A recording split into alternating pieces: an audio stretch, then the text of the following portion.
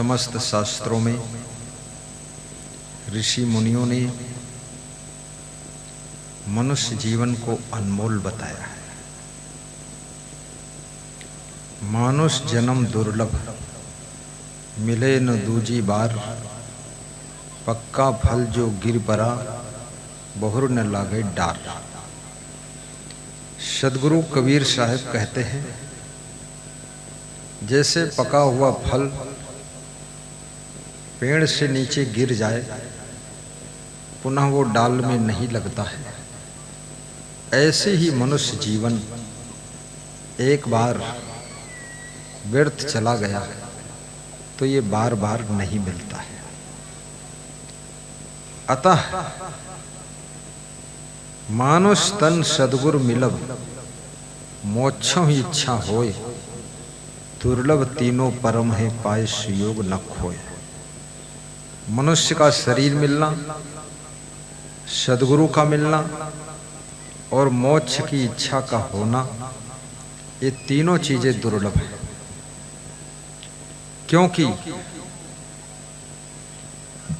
भगवान श्री राम ने रामायण में कहा है, बड़े भाग्य मानुष तन पावा, सुर दुर्लभ सद ग्रंथन गावा।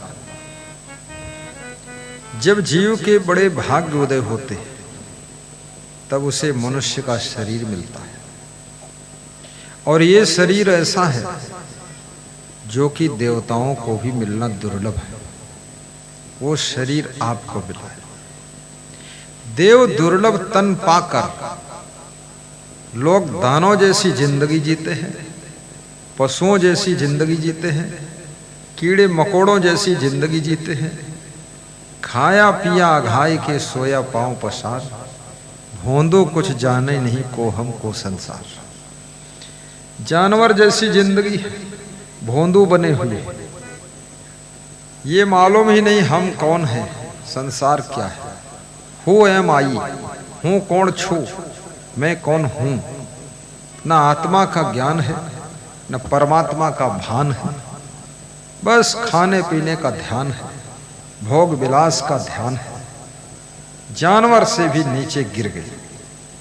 आहार निद्रा भय मैथुनान, सामान्य चयमानि नृणाम पशूनाम, ज्ञानम नराणाम अधिको विशेषो, ज्ञानेन हीना पशु ही समाना। नीतिकार कहता है, आहार लेना, नींद लेना, बच्चों को जन्म देना, भयभीत रहना, डरना, ये तो पशुओं में और मनुष्यों में समान है।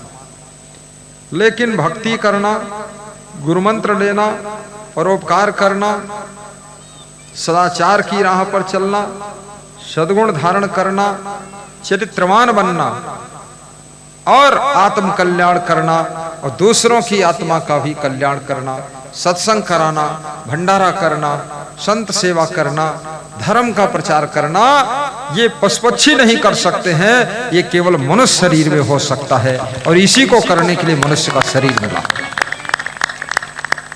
अब जिसे करने के लिए मनुष्य का शरीर मिला वो किया ही नहीं, बस चकईक चकधुम मकईक लावा तिकड़िक तिकड़म बनाते रहे। जिंदगी समाप्त हो गई, उम्र सब धोखे में चली गई। उम्र सब धोखे में बीती गयो, उम्र सब धोखे में बीती गयो। उम्र सब धोखे में बीती गयो, उम्र सब धोखे में बीती गयो। 12 वर्ष बालापन बीते 20 में जवान भयो। 12 वर्ष बालापन बीते 20 में जवान भयो। 30 वर्ष माया के फेरे देश विदेश गयो। उम्र सब धोखे में बीती गयो। उम्र सब धोखे में बीती गयो।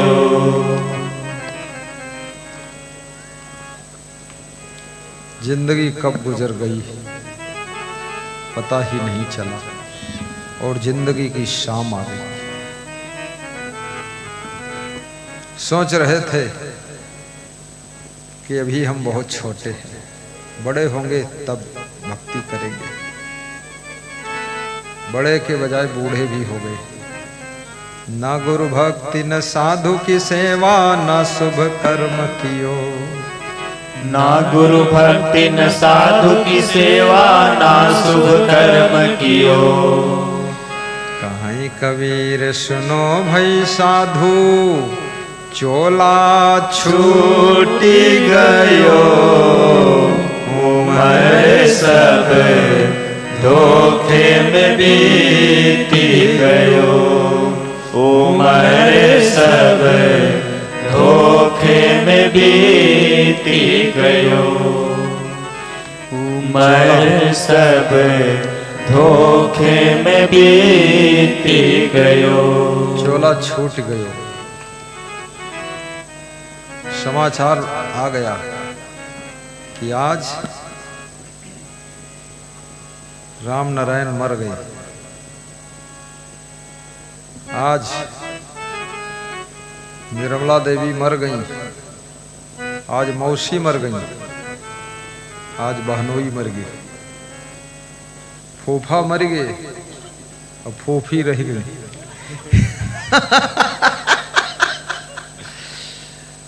खबर आ गई, चोला छूट गयो।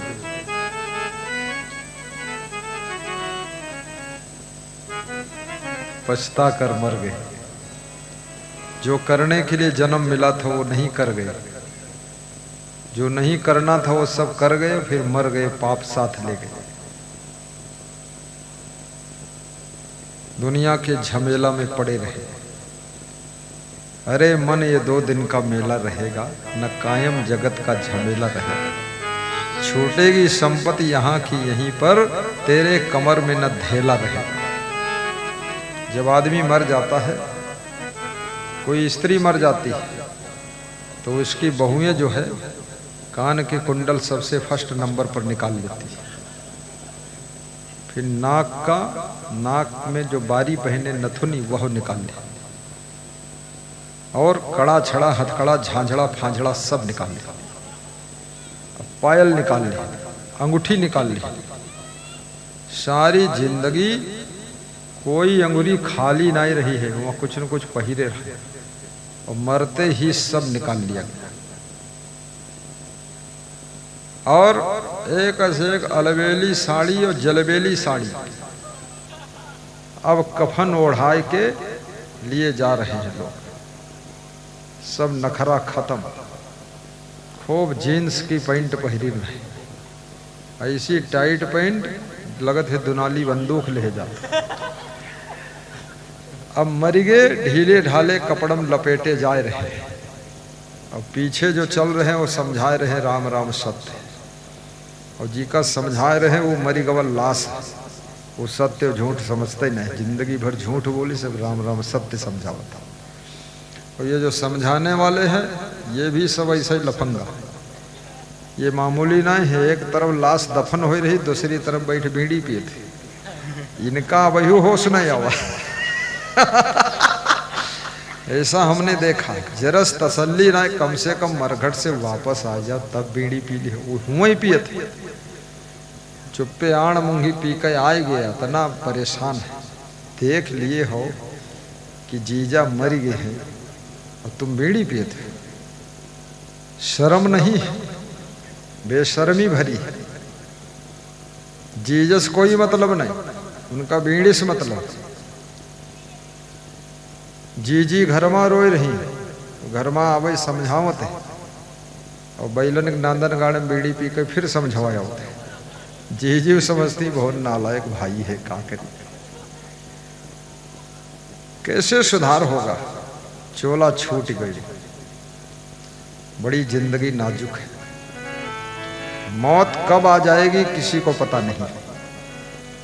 इसलिए आज ही गुरु मंत्र लीजिए, कल गुरु मंत्र लीजिए, हफ्ते भर में निर्णय लीजिए और इसी वर्ष 2023 में फैसला फाइनल कीजिए, क्योंकि जिंदगी का कोई भरोसा नहीं।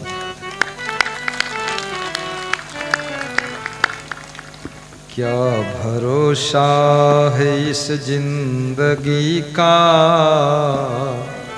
साथ देती नहीं है किसी का। एक नवयुवक किसी गुरु के आश्रम में जाता था, ज्यादा जाता था दर्शन करने रोज। एक दिन अचानक वो 10 दिन गया ही नहीं। गुरु याद करता रहा कि आया नहीं चेला। जब 10 दिन बाद आया तो गुरु ने पूछा 10 दिन गैप क्यों किया, रोज आते थे आए नहीं। बोले गुरुजी अब हमारा विवाह तय हो गया है, तो सब उसको तेल और छेई और ये सब चालू हुई, उसमें 10 दिन नहीं आए। तो गुरुजी बोले अब तुम गुरु से चले गए, अब गुरु की नहीं रहेंगे। तो चेला कुछ बोला नहीं, बोला गुरु की नहीं रह गए, चलो कोई बात नहीं। फिर 1 महीना नहीं आया और 1 महीने बाद आया तो गुरु ने पूछा बहुत दिन बाद आए, 1 महीना गैप कर दिया, क्यों नहीं आए? बोले गुरुजी विवाह हो रहा था, उसकी तैयारी में सब लगे थे, अब विवाह हो गया। तो गुरु ने कहा अब तुम अपने माँ बाप के भी नहीं रह गए। फिर वो चेला 3 महीना आया ही नहीं और 3 महीने बाद गया। तो गुरु ने पूछा 3 महीने क्यों गायब किया? बोले गुरुदेव आपकी कृपा से हमारी पत्नी गर्भवती हुई है, वो उसकी व्यवस्था में लगा और पुत्र रत्न आने वाला। तो गुरु ने कहा अब तुम अपनी पत्नी से चले जाओ। पुत्र का जन्म हो गया। फिर 1 महीने नहीं पहुंचे, 1 महीने बाद गए तो गुरु ने पूछा अब क्यों गैप किया? बोले पुत्र लाभ हो गया। तो गुरु ने कहा अब तुम घर में किसी के नहीं रह गए, पुत्र बचा। तो उस नवयुवक ने कहा अरे बाबा आप कहते हो कि गुरु के नहीं रह गए, माँ बाप के नहीं रह गए और पत्नी के नहीं रह गए, हमारी तो पत्नी ऐसा कहती है तुम प्राणनाथ हो, और माँ बाप कहते हैं तुम ही सहारा हो, सब कहते हैं मेरा लाल है, गोपाल है, गिरधारी लाल है, और तुम कहते हो किसी के रह नहीं गए, कैसे? हम नहीं मानते, हम तो सभी के हैं। तो गुरु ने कहा परीक्षा ले लेता, तुम्हें दिखा देता हूं। तो गुरु ने बोले तुम सुनोगे सब, समझोगे सब, लेकिन बेहोश हो जाओगे, तो देखते रहना क्या होगा। गुरु ने कमंडल का पानी निकाला, उस चेला के ऊपर छिड़क दिया, वो गिर पड़ा, बेहोश हो गया। गुरु ने घर में खबर भेज दिया कि आपका लड़का मर गया। घर के लोग रोते हुए आए, लेकर गए, गुरु को बुलाया कि भाई गुरु जी को बुलाओ, कुछ करें, अपन गुरुवाई दिखाओ भाई, तो ये मर गया, इसको जिंदा करें। तो गुरु ने कहा ये जिंदा हो जाएगा, रो धो ना, लेकिन हमारे पास में एक जहर की पुड़िया है, तो वो जहर की पुड़िया अगर इसकी माँ खा ले तो माँ मर जाएगी, लड़का जिंदा हो जाएगा।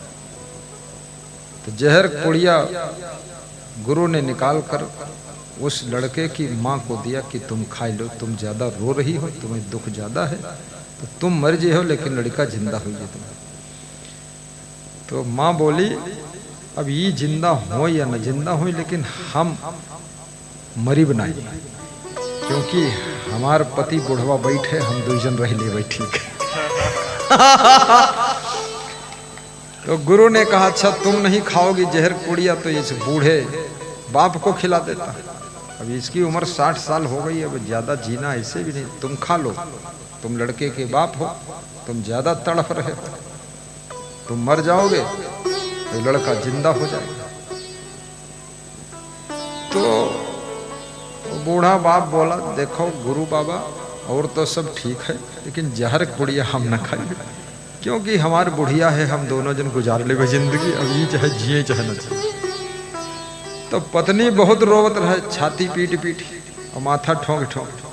तो गुरु ने कहा अच्छा छोड़ो, ये जो पत्नी है तुम खाए लो जहर पुड़िया, तो तुम मर जो तुम्हारा पति जिंदा हो जाए। महाराज हम न खाई भी, एक लड़का पैदा हुआ एक सहारे जी ले, लेकिन हम जहर पुड़िया न खाए।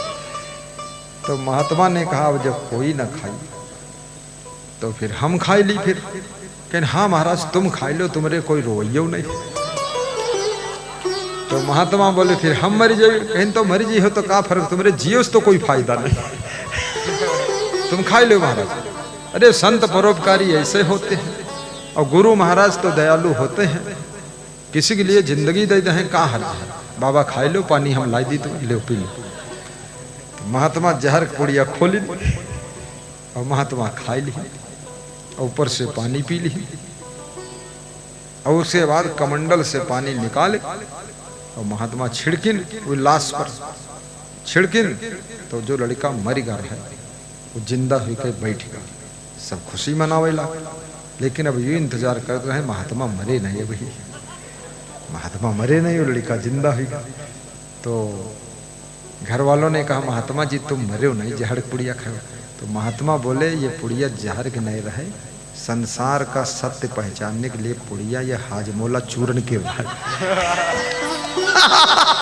महात्मा हाजमोला चूर्ण पुड़िया खा लिया। तो संसार की सच्चाई ये है, तुम जिनके मोह माया में पड़ करके गुरु मंत्र नहीं लेते हो, वो कोई तुम्हारी परवाह करने वाला नहीं है। इसलिए ममता तू न गई मेरे मन से, ममता तू न गई मेरे मन से, ममता तू न गई मेरे मन से, ममता तू न गई मेरे मन से।